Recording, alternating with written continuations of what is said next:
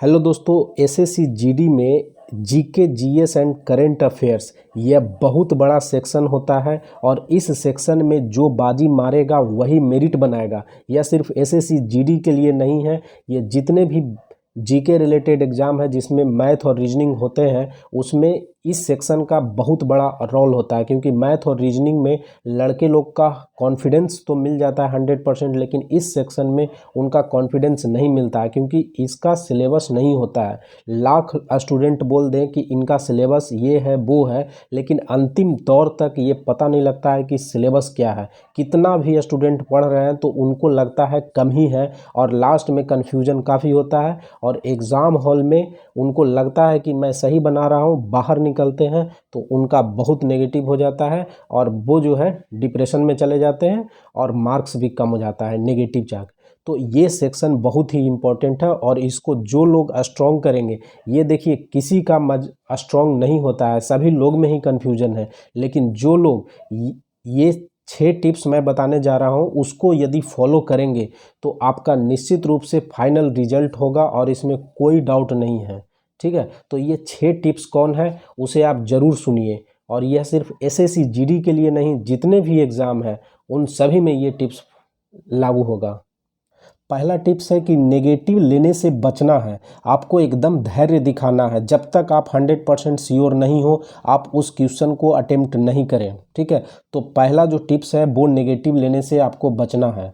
दूसरा जो टिप्स है, आप प्रीवियस ईयर्स के ट्रेंड को समझें और उसका एक नोट्स बनाएं जो भी पढ़ें। ठीक है, और उस नोट्स को लास्ट टाइम में रिवीजन के लिए रखें और 2-3 बार लास्ट टाइम में उसको पढ़ें, तो ये बहुत ही हेल्पफुल आपको होगा।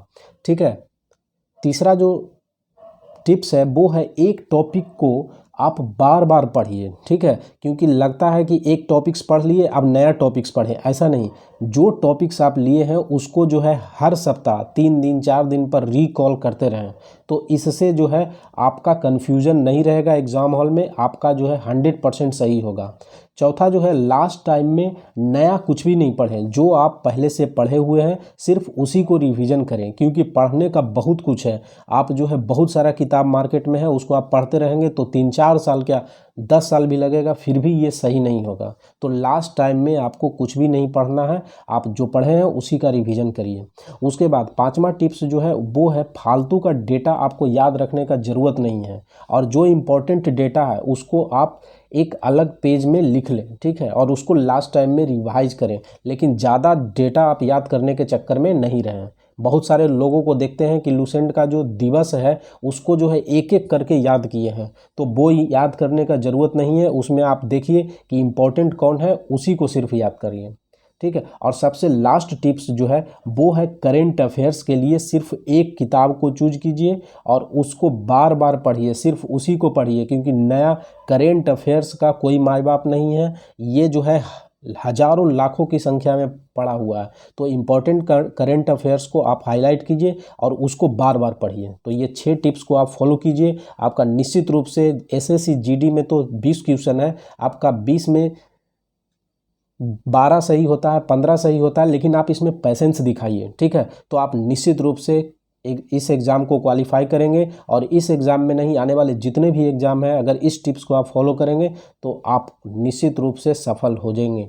ठीक है, तो लास्ट में यही बात मैं लिखा हूँ कि यह सिर्फ एसएससी जीडी नहीं, आप किसी भी जीके रिलेटेड एग्ज़ाम इस ट्रिक की मदद से आप क्वालिफाई कर सकते हैं, ऐसा मेरा दावा है।